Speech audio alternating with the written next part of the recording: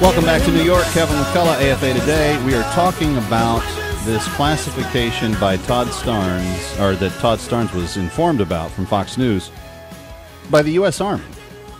Two soldiers in private briefings saying, be on the lookout for these groups. These are hate groups. And they clumped the American Family Association with the Ku Klux Klan. They clumped the American Family Association with the neo-Nazis. They clumped the American Family Association with the Black Panthers. They clumped the American Family Association with Westboro Baptist Church.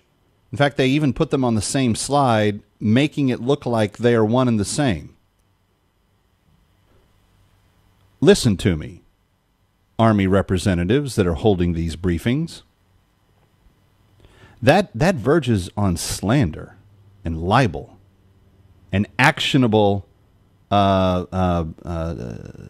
definable actions that you took that really you would be grounds to have action taken against you for. Because what you're doing is you're slandering people, saying they represent views that they in fact do not, have not, and will not. The phone number, if you want to read the article that has all of the details in it, and if you want to see the picture of the Fred Phelps reference in the AFA Today, the American Family Association slide, and the phone number for the Pentagon, I've got all three posted in one post at afatoday.com. afatoday.com. You can read the piece. You can find the phone number to call and see the picture. It's all in one post, afatoday.com. I've got it right at the top of the page. Very easy to find. Here's what else I want to know. Will you call the Pentagon and express your dismay at their lack of truth-telling on this? Be kind. It doesn't gain us any points if you call up and have any other attitude than that of what Christ would have. But call and be kind. 703-571-3343. 703-571-3343. Now, I want to go back to Bradley, who's an active Marine, and he's joined us today. I asked for active military members. And Bradley, we were just short on time, didn't have enough time to get your complete thought out. I want to give you plenty of time to do that. What was it you were wanting us to know? The training that's being done, Kevin, with telling people to active hate groups, and this is stuff we've always been taught and we always want to keep track on. But what have they been doing more and more, and I've seen in briefs that the hate groups being labeled are swaying towards the Christian populace more and more every year. And it's funny how this has come about, because they've slowly put it into our systems drip by drip, and now are targeting groups as such with AFA. And what it takes to be a hate group for them is just for you to disagree with the current association. There's nothing other than that it really takes to put you on a hate group. Because if you hold different views than that of what we see in Washington, and you express those, you are considered to be counterculture to them and what they want. And this is shown throughout everything we see, including with our vets currently in Washington. They're expressing views counter to the administration. They were met this weekend with riot gear and a show of police force. So understood. Bradley, let me ask you something about this, because when the previous administration was in, there were plenty of people that disagreed with them. Code Pink, Occupy, all kinds of groups that held protests. I don't remember the administration saying to the media or to the military, these groups are hate groups, and therefore, if you contribute to their cause, if you participate in their protests, you can be threatened with a uniform code of military justice violation. Isn't that a little bit different under this administration? It's definitely different under this administration that we are seeing right now. The fact that it's almost like they are trying to get rid of America's identity, in essence. I mean, there's the threat for legislative action against chaplains that want to preach the action that they're taking against the vets in Washington, all at the same time. And while this is happening, they're doing things very counter to what we see that is in law, such as we've had up there. I mean, they rolled out the welcome mat for illegal aliens who protested, and that's a very, that's a punishable act. But when we go up there and peacefully protest, they send out rioters. They send out people with riot gear.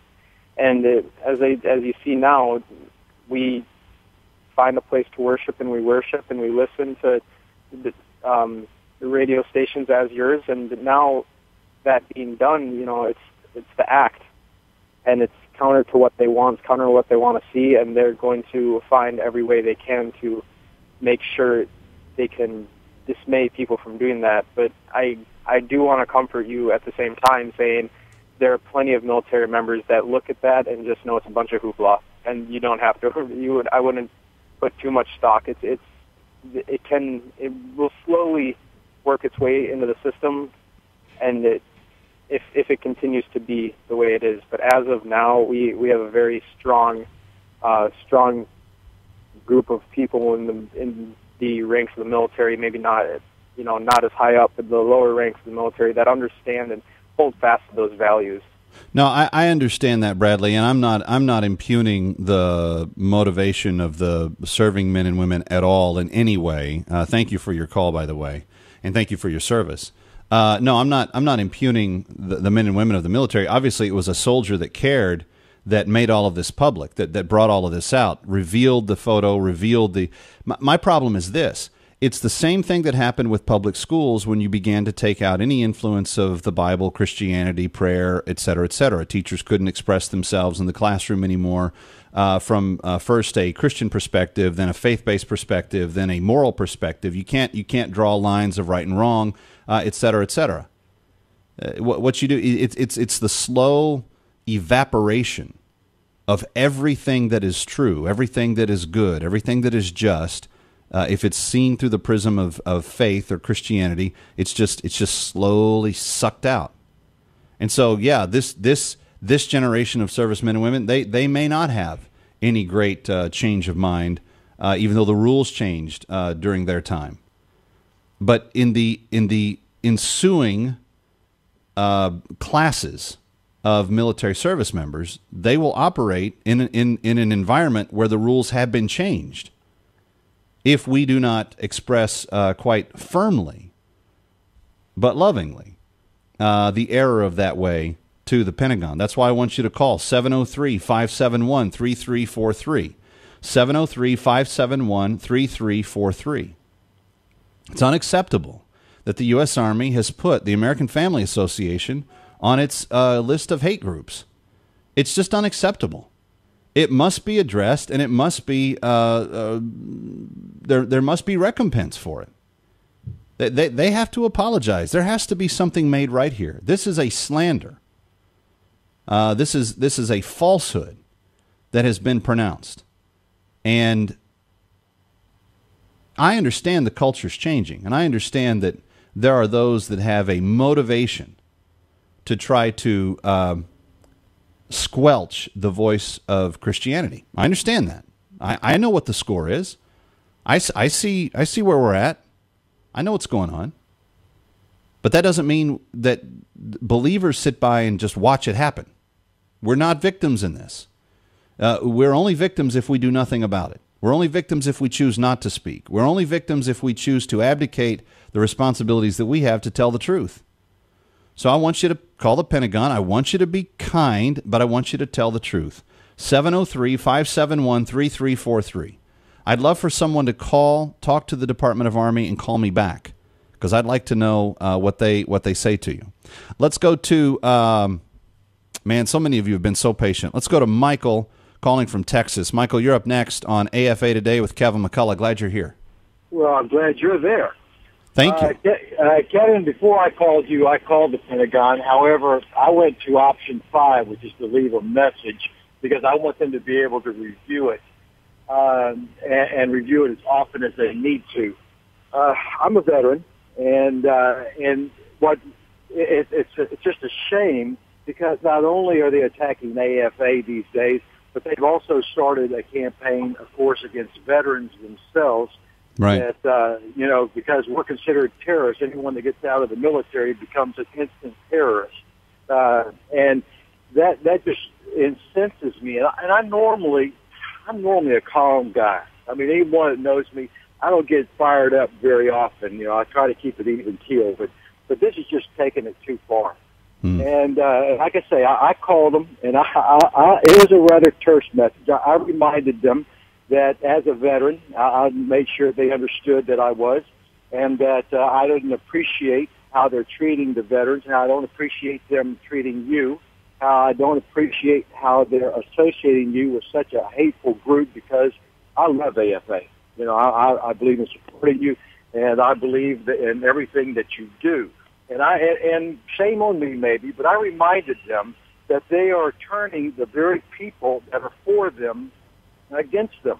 And I also reminded them that there's a tremendous amount more veterans than there are military, that they may have better tools than we've got, but there's just a group of us that are just about had enough.